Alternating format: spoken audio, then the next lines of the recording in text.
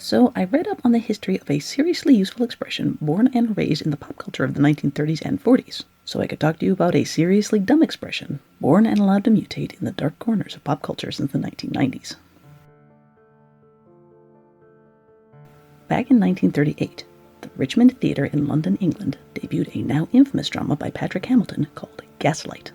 It was a period piece set in the 1880s, presumably because the telltale clue regarding where and when the villain had gone to do his dirty deeds was that the flame in the gas lamps went inexplicably dim when he was not around. But the dark heart of the play concerns the villain's lady, who falls in love with a man, marries him, then gets mentally abused by that man in such a way that she starts to doubt her own memories and sanity. The Gaslight play and later movie adaptations portrayed a psychological torture technique that likely existed for a long time, but hitherto had no name. And they portrayed it so well that though the word gaslight has fallen out of common use as a noun in the age of electric lights and Wi-Fi, it has metamorphosized into a distressingly common verb, referring to a cluster of antisocial behaviors between skillful, nuanced abusers and their victims. While Gaslight might realistically be the most useful instance of pop culture reference turned textbook material in the history of the English language, many fiction writers have shaped our nomenclature with their turns of phrase in ways that most of us don't think about every day. Robert Heinlein, for instance, was the first to coin the word grok, meaning to completely and intuitively understand something. George R.R. Martin was the first to refer to a heartbreakingly naive person as a sweet summer child, damn his eyes. George Orwell was the first to conceptualize the feeling that the bad guys are spying on us and our power to thwart them is limited as the watchful eye of Big Brother. And William Shakespeare gave us, among other things, the slings and arrows with which to compare life's outrageous fortune.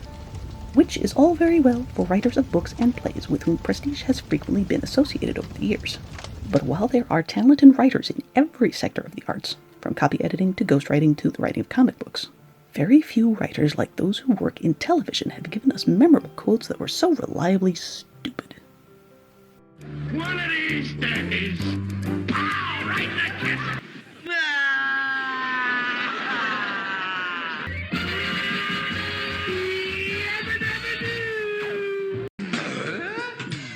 Eat my short. Did I do that? Oh my God! They killed Kenny! Bazinga!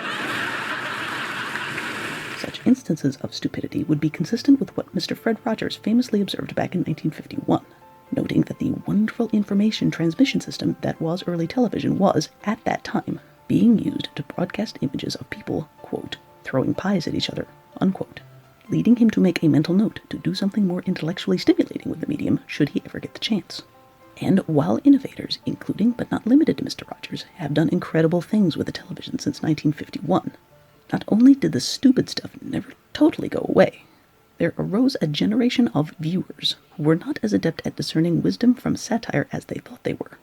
And out of the cesspool that was 1990s era sitcoms, there sprang up a phrase that described a phenomenon experienced by sad 20-somethings everywhere, and that phrase was the friend zone.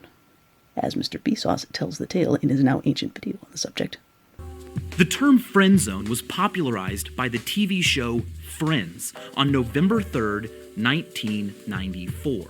Joey tells Ross that Rachel likes him, but will never like him. Ross is in the friend zone. While the internet is uncertain which writer from Friends first penned the phrase friend zone, future television bigwig Bill Lawrence, who provably worked both on Friends and Scrubs, liked the concept of the friend zone so much that he reused it with a completely different dysfunctional TV couple from Ross and Rachel. And then the internet happened, and a bunch of whiny babies who were a little too prone to pouting when they did not get their way struck out with a couple of girls and lost their minds. So not only is the World Wide Web now up to its belly button in snake oil salesmen telling people how to get out of the friend zone, how never to get put in the friend zone, why you were always in the friend zone, why you are not her priority if she friend zones you, and a host of horrible others.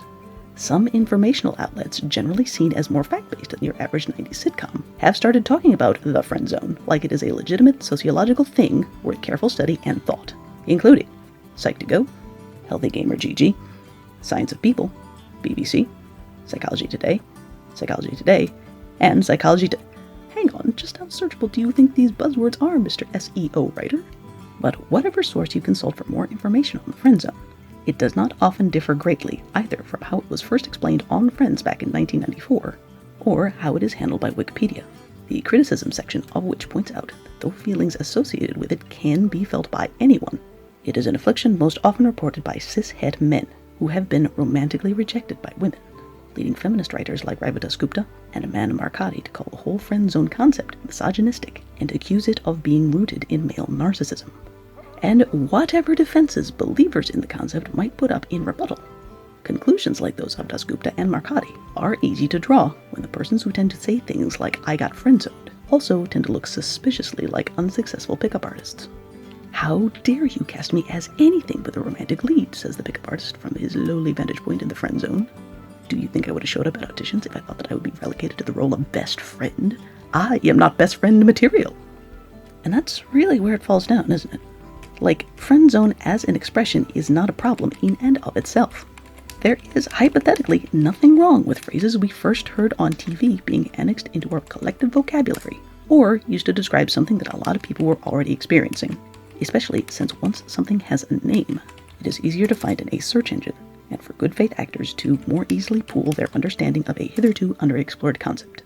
So in that regard, the friend zone shouldn't necessarily be less legitimate than Gaslight, which similarly started out as a fleeting cultural touchstone in the realm of entertainment, and became a succinct way of describing a set of unhealthy behaviors that are demonstrably worth careful study and thought. So what's the difference?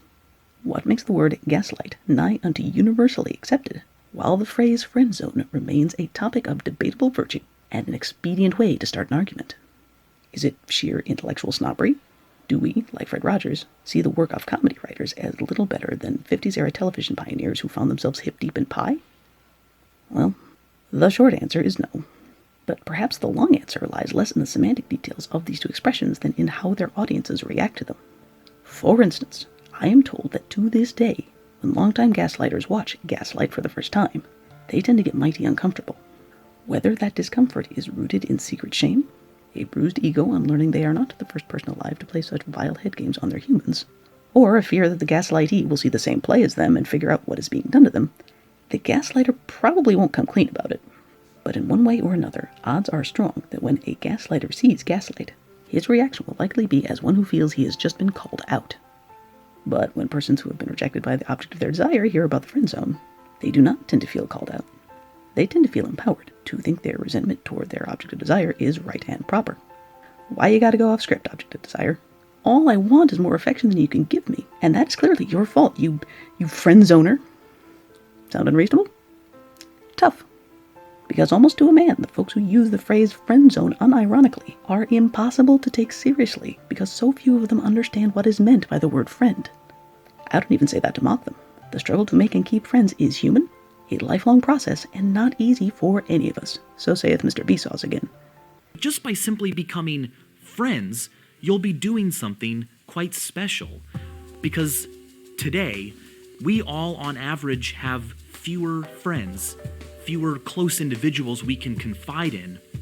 This phenomenon was explored famously by Robert Putnam in Bowling Alone. Since the middle of the 20th century, the two activities that many of us still do that have decreased the most are attending worship service and hanging out with friends. A fact of life which should make us all a little less inclined to throw away potential friendships on hurt feelings and pride if someone we like tells us they'd rather watch movies with us than make out with us on the sofa, right? Well, sadly no. All too often, the person who romantically rejects a friend, hoping they can still be friends, sooner or later comes to the disappointing realization that other person was not interested in being friends. They were merely interested in playing the part of a friend in hopes of getting recast down the road, should the romantic lead fall off a bridge or stub a toe or something. Which is a shame, because genuine best friends get recast as romantic leads all the time. And it's not because they spent years playing the part of a friend. It's because they spent years being a friend. You know how, at least since the days when Jane Austen was still collecting royalties on her work, readers of a certain age have daydreamed about marrying their best friend? Well, in order to do that, you need to acquire a history with someone in which your friend and you are thinking of one another in a variety of contexts other than how to get laid by one another. In Emma, for instance, the title character's best friend is Mr. Knightley. He is not always her favorite friend, but she's known him forever, and he's one of the few people alive who can call her an asshole when she's out of line and badly needs it. Being a gorgeous 20-something heiress, She doesn't get that kind of negative reinforcement very often, and she'll never be the best Emma she can be without some loving correction from someone who can stand up to her without being a dick or a creeper. In case it was not plain, we like Mr. Knightley. Mr. Knightley is good people. But Mr. Knightley is not the only man in her life. Elsewhere in spoiled heiress land, Emma has no shortage of, quote, friends, unquote, one of whom is Mr. Elton, who is capable of behaving as a friend until he thinks he sees some nebulous signal from Emma that she herself is oblivious to, and makes a pass at her. Not a particularly gentle pass, either. In Mr. Elton's half-hearted defense, it is apparently super easy for these kinds of womanly signals to get accidentally sent and misinterpreted as observed by Casually Explained. Sometimes, even though a girl might not be interested, a guy can misinterpret the signal she's giving off and get too attached. So if you're a girl, try to avoid being in the same room, looking in our general direction, or winking both eyes at the same time. But predictably, when Emma says that she wants to be friends and nothing else, Mr. Elton leaves in a huff and stops speaking to her kindly forever. Not friendly. Was he ever her friend? Hell no. But if you took Mr. Elton to the pub and asked for his side of the story, could you realistically see him moping over a Miller Lite going, "She friend-zoned me"? Because I'm pretty sure I could see that. Now, while I agree that misogyny has historically factored into the broad consensus of what the friend zone even is, I personally am loath to lay the toxic behavior associated with the friend zone squarely at the feet of cishet men. Because, back in my own misspent youth, I myself was proficient at getting rejected by various objects of desire, never to be seen as anything more than a friend. But because I have trodden down the very same trail as Ross Geller and Dr. Dorian, I can say with some authority that I was never friend-zoned, because I was never a friend. I was a jerk for reacting with anything other than happiness and joy that an amazing person wanted to be my friend, and had the kindness of heart to reject me in the most painless way they knew how to do at the time. Good people. I wish I treated them better. But alas, they are gone now, and all I can do is impotently pine for their friendship while warning people, like me, not to be nitwits, and to treat friends of their preferred gender like they are irreplaceable, not just potential targets of lust. Anyway, the long and the short of it is, if I am honest, television/mass media, commercials and all, has come a long way since Mr. Fred Rogers got disgusted with it back in 1951. And phrases like friend zone are by no means the dumbest thing to ever insult the airwaves with their presence, just as gaslight might not be the smartest. But as the phrase friend zone is most commonly used, it is a stupid and inaccurate way to describe unrequited affections, because pouting that so-and-so friend zoned me is not the way a genuine friend responds to the rejection of a genuine friend. It is the kind of thing you hear right before you realize it is time to look for new friends. And not, I repeat, not make new friends in the same way someone thinks they've made new Frasier. I'm looking at you, Mr. Peacock. As always, thank you for giving these videos a shot. Subscribe if you want to see more videos like this, or if you hated it lots, feel free to suggest a career change for me in the comments below.